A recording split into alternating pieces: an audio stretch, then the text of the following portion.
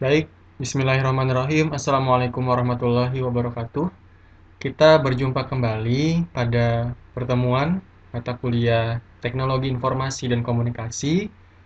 Pada kesempatan ini, saya akan membagikan tahapan-tahapan untuk menampilkan fungsi untuk operasi matematika dan juga statistika, serta fungsi dasar dari Excel lainnya yang bisa kita gunakan untuk membantu pekerjaan kita sehari-hari, terutama yang berhubungan dengan pengolahan angka dan juga pengolahan data. Baik, pada file yang sudah saya bagikan, silahkan Anda buka dan kita coba lihat pada lembar kerja atau worksheet data. Ya, jadi di sini sudah ada beberapa contoh, ya, sudah ada beberapa contoh untuk kalian menampilkan ya hasil-hasil dari penjumlahan, perkalian hingga logaritma serta rata-rata hingga varians nantinya. Ya, oke. Jadi pada kesempatan ini saya ingin menyajikan tahapan-tahapan untuk menampilkan operasi matematika dulu. Ya, jadi yang harus adik-adik ingat adalah kita harus mengawali penulisan operasi itu dengan sama dengan, ya. Jadi kalau misalnya kita melakukan penjumlahan tanpa kita awali dengan sama dengan, maka itu nanti akan tidak bisa menghasilkan hasil penjumlahannya, ya. Nah, sebagai contoh di sini saya ingin menambahkan nilai tes miliknya Ari dan juga miliknya Widi. Harusnya hasilnya adalah 158. Tapi karena saya tidak mengawalinya dengan yang namanya eh, tanda sama dengan, maka dia tidak akan bisa, atau 78 ditambah dengan 80, maka dia tidak akan menghasilkan nilai apapun, ya. Namun, kalau misalnya di sini saya tambahkan sama dengan duluan, kemudian saya enter, maka akan menghasilkan suatu bilangan nantinya. Ya, jadi itu harus kalian ingat. Jadi penjumlahan di sini, misalnya saya ingin menjumlahkan nilai tes miliknya Ari, D2 ditambahkan dengan miliknya Widi. Ya, jadi yang harus adik-adik ingat bahwa untuk menampilkan tanda tambah ini kita menekan tombol shift dan juga tombol sama dengan secara bersamaan. Ya, kemudian yang berikutnya kita tambahkan dengan nilai tes milik Widi, kita klik kiri satu kali, kemudian kita enter, nanti ketemu hasilnya 158. Kemudian bagaimana untuk perkalian? Kalau untuk perkalian, dengan cara yang hampir sama seperti kita menjumlahkan tadi, sama dengan misalnya nilai tes milik Ari kita kalikan dengan nilai tes milik Widi. Berarti nilai tesnya ini 78, kita klik kiri. Kalau untuk menghasilkan operasi pengali, maka kita menekan tombol shift dan juga angka 8 sehingga nanti berbentuk bintang seperti ini, ya. Kemudian kita kalikan dengan nilai tes milik Widi, kita klik kiri satu kali, kita enter, ya. Kemudian untuk pengurangan, misalnya kita ingin mengurangi nilai tesnya Ari dengan nilai tesnya Lucky, misalnya 78 dikurangi 75, harusnya hasilnya sama dengan 3, ya. Berarti kita awali dengan sama dengan terlebih dulu, kemudian kita kalikan dengan, kita kurangi ya dengan 75 nilai tesnya Ari ini tadi, kemudian kita tulis atau kita tekan tanda kurang, kita klik kiri nilai tesnya Lucky, hasilnya harusnya adalah sama dengan 3, ya. Oke, untuk pembagian. Nah, kalau untuk pembagian ini caranya juga harus kalian ingat, sama kita awal dengan sama dengan. Misalnya kita ingin membagi nilai tesnya Ari dengan nilai tesnya Bella, ya. Berarti nilai tesnya Ari kita klik kiri dulu satu kali, kemudian kalian lihat di tombol pada keyboard laptop atau PC kalian, di shift sebelah kanan itu ada tools tanda tanya, ya. Jadi itu yang kalian tekan, tidak perlu kalian tekan bersama dengan shift. Itu artinya adalah garis miring, ya, sebagai penanda untuk operasi bagi. Kalau di Excel kita tekan satu kali, ya, kemudian kita klik kiri nilai tesnya Bella, kemudian kita enter, ketemu hasilnya 1, ya. Itu adalah langkah-langkah untuk menghasilkan operasi matematika yang sederhana di Excel. Bagaimana untuk pangkat, akar, dan juga logaritma? Nah, misalnya kita ingin memangkatkan nilai tesnya Widi ini dengan pangkat 2 misalnya.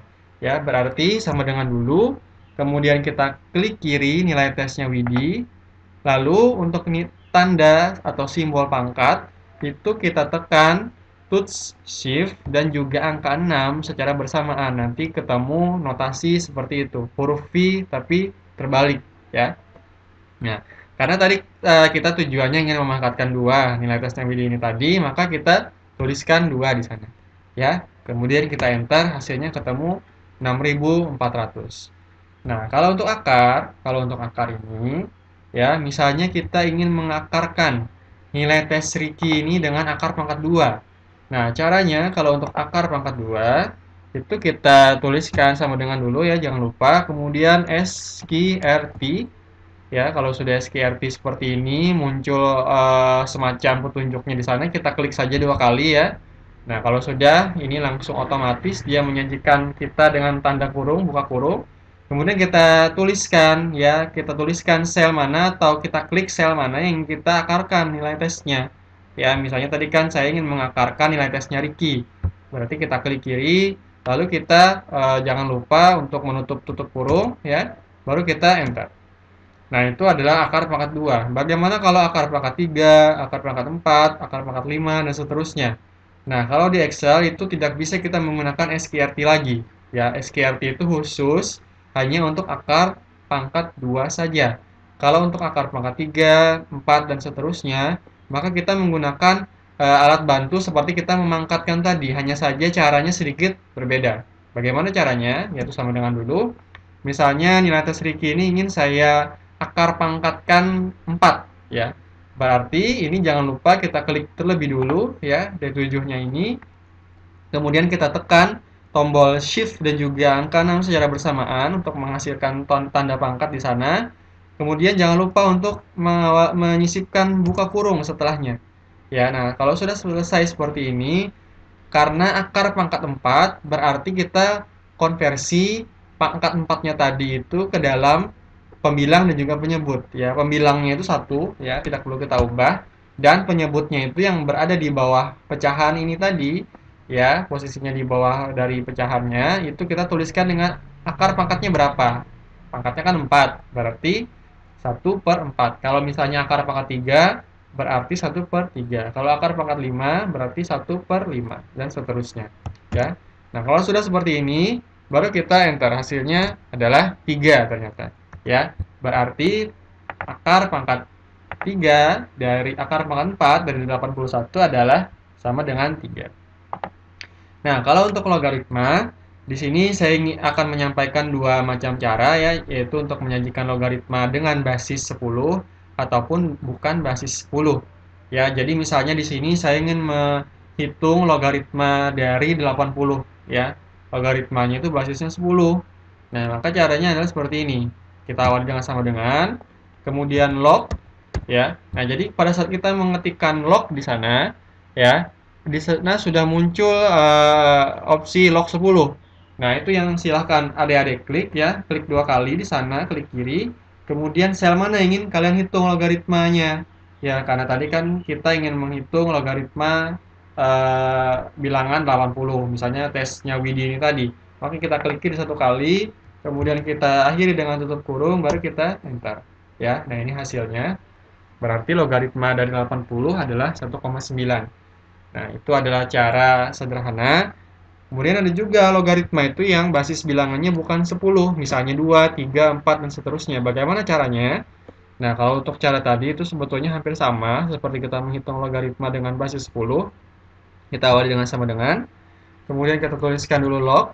Nah, di sini sudah ada log, tapi kita tidak perlu memilih yang log 10. Kita pilih log yang di atas ini saja. Kita klik kiri 2 kali. Kemudian yang mana yang ingin kita hitung logaritmanya, misalnya nilai tesnya Widi ini juga ya. Nah, ini nomornya, kemudian basisnya jangan lupa. Ya, basisnya misalnya kita ingin tidak lagi 10 namun 5 misalnya. Ya, basisnya berarti kita ingin mencari logaritma dengan basis 5 untuk bilangan 80. Berarti kemudian ini kita tutup kurung ya. Kemudian kita enter. Nah, hasilnya adalah 2,72 ya. Ya, ini adalah beberapa operasi matematika yang bisa kita lakukan dengan Excel. Kemudian yang berikutnya ini kita ingin menyajikan statistik ya, ukuran pemusatan, penyebaran dan sebagainya. Nah, di Excel itu juga menyediakan opsi ya. terutama untuk rata-rata, minimum, maksimum, dan juga varians. Kalau untuk range ini biasanya kita menghitung secara mandiri, ya.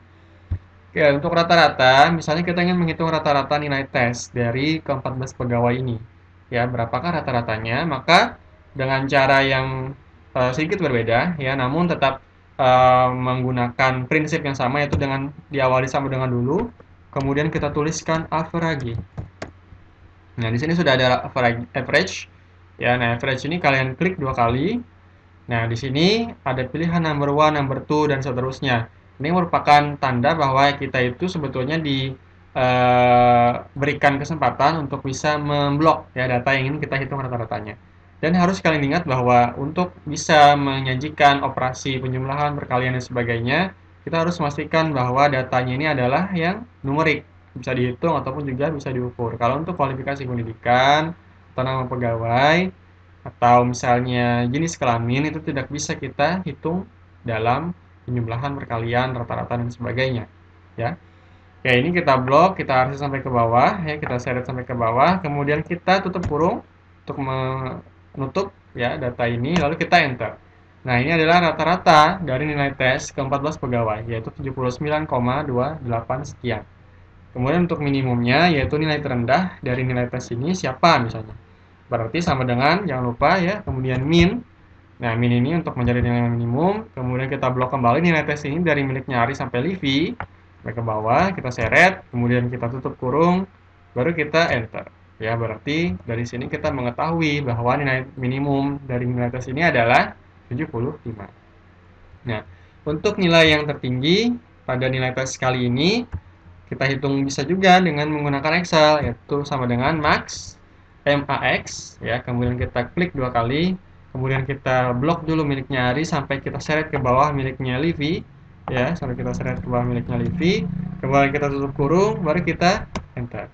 Nah, kalau untuk range ini setahu saya tidak disediakan oleh Excel kecuali kita menginstall add-ins untuk pengolahan data, maka kita bisa menghitungnya sendiri untuk range ini, yaitu nilai dari nilai maksimum dikurangi dengan nilai minimum. Ya, 85 kurang 75 sama dengan 10. Nah, sementara untuk varians ya, yaitu keragaman, ini bisa kita hitung dengan menggunakan dua konsep, konsep sampel atau populasi. Pada kesempatan ini saya hanya ingin menggunakan populasi menggunakan konsep sampel saja. Berarti caranya adalah var. Kemudian di sini ada dua pilihan. Kalau var titik P ini dia menghitung variansnya berdasarkan populasi secara keseluruhan. Nah, sementara kalau untuk var S ini dia menghitung varians itu berdasarkan sampel saja, ya, bukan dari populasi secara keseluruhan. Kita asumsikan bahwa ke-14 pegawai ini itu sebetulnya merupakan bagian dari pegawai pada instansi tertentu. Berarti kan dia kita klasifikasikan sebagai yang namanya sampel. Berarti kita menghitung variansnya itu menggunakan var titik S. Nah, ini kita klik 2 kali ya, var titik S ini. Nah, nanti akan disajikan pada mana-mana saja yang ingin kita blok. Berarti dari nilai tes milik Ari ini kita blok sampai miliknya Livi, ya, yaitu var titik S, D2, D15, kemudian kita tutup kurung. Ya, kalau sudah seperti ini, baru kalian klik enter. Ya, nah hasilnya ketemu 8,37 sekian. Nah, itu tadi adalah cara ya untuk kita bisa menyajikan fungsi dalam menggunakan operasi matematika dan juga operasi statistika ya. Baik, kita lanjutkan ya untuk menjalankan beberapa fungsi yang boleh jadi nanti akan membantu adik-adik semua pada saat menyelesaikan pekerjaan ya. Mulai dari menggunakan VLOOKUP, sort, dan juga filter ya. Misalnya begini ya, terkadang kita diberikan tugas ya untuk mengisikan kualifikasi pendidikan, nilai tes, ataupun beberapa atribut lainnya yang berhubungan dengan data-data kepegawaian. Namun di sana kita hanya diberikan nama pegawainya saja, ya. Padahal kalau misalnya kita lihat data ini itu bahwa di sini tidak terurut sama sekali, ya. Lalu bagaimana caranya supaya kita bisa mengisi kualifikasi pendidikan, kemudian nilai tes ini secara cepat tanpa kita harus bolak-balik, ya, melihat data pada sheet sebelumnya. Nah, di Excel ini sudah ada caranya, ya, yaitu dengan menggunakan fungsi VLOOKUP. Nah, misalnya begini. kita pertama-tama ingin menampilkan kualifikasi pendidikan miliknya Ricky, ya. Nah, jadi bagaimana caranya? Jangan lupa ya, kita awali dengan sama dengan dulu VLOOKUP, VLOOKUP, kemudian buka kurung. Nah, untuk lookup value ini dia berada posisinya di lembar kerja yang kita gunakan saat ini, ya, yaitu miliknya Ricky. Ya, nanti dari miliknya Ricky pada lembar kerja ini dia akan mencocokkan dengan table array dan juga kolom index number pada tabel yang kita jadikan sebagai acuan. Nah, jadi di sini di yang kedua ini ada table array. Terus tapi jangan lupa kita sisipkan tanda koma setelahnya setelah kita mengklik lookup value.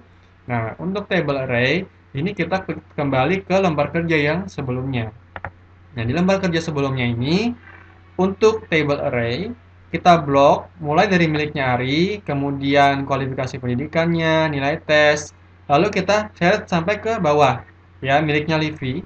Kalau sudah seperti ini, ya, baru kita kembali ke sini, ya, yaitu di posisi formula ini kita blok mulai dari data sampai ke D15, ya, silakan kalian blok.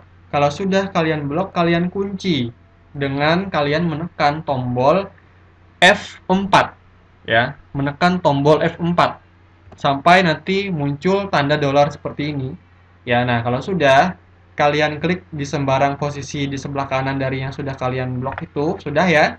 Nah, baru kalian sisipkan lagi tanda koma setelahnya. Nah, untuk kolom index number itu kita harus ingat di tabel yang sebelumnya tadi kualifikasi pendidikan ada di kolom berapa? Kolom ke-1 kah, kolom kedua atau kolom ketiga, ya. Jangan ini yang kita jadikan sebagai acuan, ya, jangan yang ini yang kita jadikan sebagai acuan. Tadi pada saat kita memblok, ya, di kolom nomor berapa? Tadi kan kita memblok mulai dari nama pegawai saja, kualifikasi pendidikan, nilai tes. Nomor tidak kita ikut sertakan kan? Berarti kualifikasi pendidikan kita masukkan ke nomor kolom yang kedua. Nah, untuk range lookup ini ada dua pilihan. Ada true, ada juga false. Kalau kita memilih true, itu dia hanya melihat lookup value itu yang mirip saja. Ya, terkadang ini bisa menjadi kesalahan, ya, bisa berbuah kesalahan karena bisa jadi ada nama yang mirip dengan Ricky. Kalau mau aman, biasanya kita menggunakan yang false, exact match. Kalau kita memilih false, itu nanti dia akan memilih nama pegawai lookup value-nya itu yang betul-betul sama dengan namanya Ricky. Ya, jadi kita tulis false saja, FALSE. Kalau sudah kita tutup kurung. Nah, ini tinggal kita enter untuk menghasilkan kualifikasi pendidikannya. Nah, untuk kualifikasi pendidikan ternyata berdasarkan formula yang sudah kita tuliskan adalah D3. Kita cek, betul nggak D3 kualifikasi pendidikannya Ricky? Nah, di sini kan ternyata betul, kualifikasi pendidikannya adalah D3. Bagaimana untuk nilai tesnya? Nilai tes juga bisa dengan menggunakan langkah yang sama dengan VLOOKUP, ya. Nah, lookup value-nya ini adalah nama pegawai juga, ya, yaitu Ricky. Kemudian sisipkan tanda koma, table array kita kembali beralih ke worksheet yang sebelumnya. Kemudian ini kita blok, ya, kita blok mulai dari milik Ari sampai Livi. Kalau sudah kita blok sedikit ya di formula ini, mulai dari data sampai ke D15. Kalau sudah kita kunci dengan menekan tombol F4. Kalau sudah kalian kunci, baru kita klik sedikit ya kursornya di sebelah kanan supaya tidak terhapus data kita yang tadi. Kemudian kita sisipkan tanda koma kembali. Nah, kalau untuk nilai tes, ini berada di kolom indeks yang ketiga setelah kualifikasi pendidikan. Kemudian 3 kita tulis, sisipkan tanda koma lagi, kita pilih false, tutup kurung, baru kita enter. Nah, ketemu hasilnya 81. Kita cek, betul nggak nilai tes Ricky ini 81? Betul kan? 81 dengan kualifikasi pendidikan D3. Nah, kalau untuk yang lain, itu kita tidak perlu capek-capek untuk menuliskan rumusnya. Cukup kita blok saja salah satu sel miliknya Ricky ini. Kalau sudah kalian lihat di pojok kanan sel tersebut, di bawah ya, itu kan ada tanda tambah. Ya, nah itu kalian klik, kalian seret sampai ke miliknya Lucky. Kemudian kalian lepas, nanti ketemu kualifikasi pendidikan untuk tiap-tiap pegawai setelahnya. Begitu juga untuk nilai tes. Nilai tes juga sama, kita klik dulu miliknya Ricky karena sudah tahu kan hasilnya. kemudian kalian klik ya, atau misalnya kalian coba seret sedikit kursor kalian itu ke pojok kanan bawah dari sel miliknya Ricky. Kalau sudah, kalian klik seret ke bawah sampai miliknya Lucky. Nah, ini ketemu hasil dari nilai tesnya. Nah, itu adalah cara untuk menampilkan kualifikasi pendidikan dan nilai tes dengan cepat tanpa kita harus bolak-balik melihat ke lembar kerja yang sebelumnya. Nah, ini selesai sudah untuk VLOOKUP. Kalau untuk sort, itu gunanya untuk mengurutkan. Misalnya kita ingin mengurutkan data ini berdasarkan abjad, atau nilai tes yang tertinggi, atau nilai tes yang terendah, maka kita bisa menggunakan menu sort. Misalnya di sini saya coba ingin mengurutkan data ini berdasarkan nama pegawai dari A sampai Z misalnya.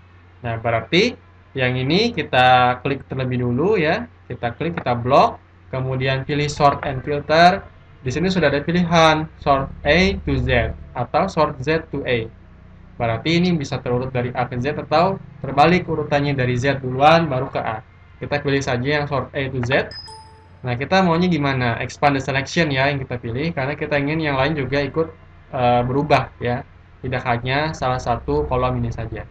Nah, kalau sudah kita klik sort, nah nanti akan terurut sesuai dengan abjad. Begitu juga kalau kita ingin mengurutkan pegawai ini berdasarkan nilai tesnya yang tertinggi misalnya, berarti kita blok dulu nilai tes dari sini sampai ke bawah, baru kita pilih sort and filter lagi, pilihannya misalnya sort largest to smallest untuk yang nilai terbesar ke nilai yang terendah. Nah, jadi di sini ada dihadapkan pilihan kembali expand the selection, kita klik sort saja. Nah, ini ketahuan dari sini bahwa nilai tes yang tertinggi itu adalah miliknya Ricky, kemudian yang terendah adalah miliknya Lucky. Nah, itu adalah fungsi untuk menyajikan sort ya, tidak perlu kita awali dengan sama dengan, cukup kita mengklik pada menu editing di menu home saja. Untuk filter, ini kita mensortir. Ya, mensortir kira-kira kita ingin menampilkan data yang bagaimana. Ya, misalnya di sini saya hanya ingin menyajikan pegawai dengan kualifikasi pendidikan D3 saja misalnya. Ya, berarti di sini kalian blok ya. Ya, kalian klik di kualifikasi pendidikan sudah seperti ini. Kita pilih sort and filter. Nah, di sini ada pilihan filter. Ya, kalian klik filter. Nanti akan muncul kotak Dropbox seperti ini. Nah, ini kalian klik ya. Nah, di sini ada beberapa pilihan. Mau kita tampilkan semua, D3 saja, S1 saja, atau SMA saja, atau ada kombinasi. Misalnya kita tadi ingin menampilkan D3 saja. Berarti yang kita centang adalah D3 saja. Yang S1 SMA kita klik supaya tidak tercentang, baru kita klik OK. Nah, jadi yang muncul hanya 5 orang saja dari misalnya 9 atau 10 orang tadi. Ya. Nah, jadi ini adalah cara untuk kita memfilter data. Kalau mau kita kembalikan, ya kita clear filter saja. Ya. Nah, ini kembali lagi tampilan awal. Oke, baiklah. Demikian yang bisa saya sampaikan untuk tutorial pengolahan data dengan menggunakan Excel. Mudah-mudahan bermanfaat. Wassalamualaikum warahmatullahi wabarakatuh.